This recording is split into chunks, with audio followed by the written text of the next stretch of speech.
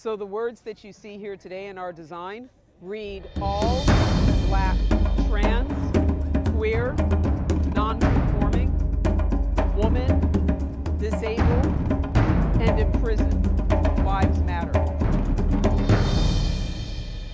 Because these are lives, these are identities that don't always make the news media when our lives are in danger.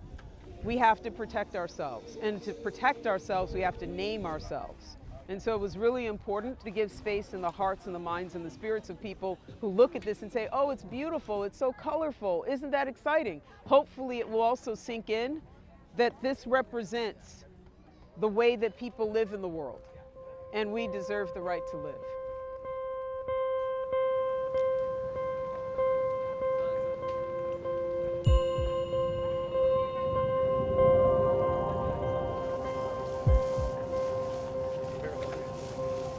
Pride historically was a riot.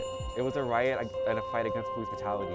Pride has been co-opted by corporations, by capitalism, by white people who don't have the interests of our community at heart. This year, for this weekend, this Pride, we really want to focus on healing. This collective art project, we have over 100 artists here to support this project. Putting a message out, not just to Oakland, but to the whole world, that all Black lives matter. And what does that mean? That means queer people, trans people, women, disabled, non-binary, and imprisoned lives matter too. And there's so much stigma and hate on all these marginalized identities, and we're making this message to say that we matter and that liberation for us all needs to happen. It needs to be intersectional and must include everybody, otherwise there's no liberation for any of us.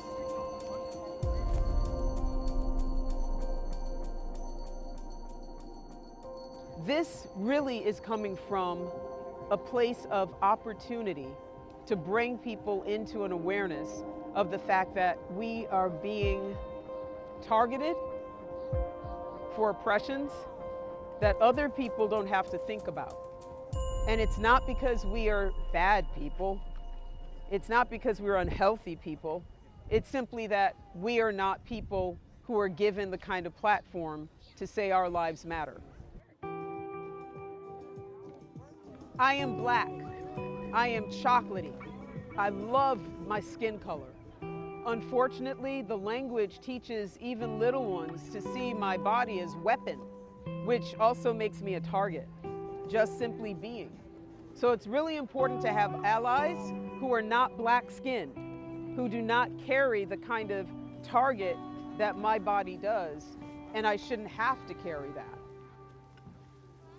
There's still a lot of anti-Blackness that happen, and I appreciate the allies that we have. A lot of people don't really know what it means to be an ally to Black trans people or to be an ally to Black people, and I think that the first thing they could do is get with other white people and learn about their own whiteness and their own privilege and their own lineage around the violence and the dehumanization that has been perpetuated on Black people for centuries.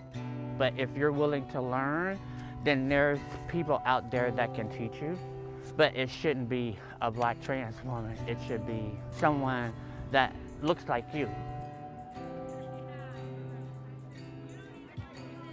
We're not alone.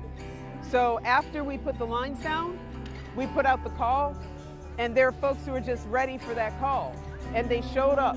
We're very grateful that we have a responsive community that is not about being reactionary when it comes to stepping forward and being an ally, but being proactive and coming to organizations that are grassroots organizations. They make certain that all of us have a safe space and we can eat and we can continue to do this work. That's how we make this happen.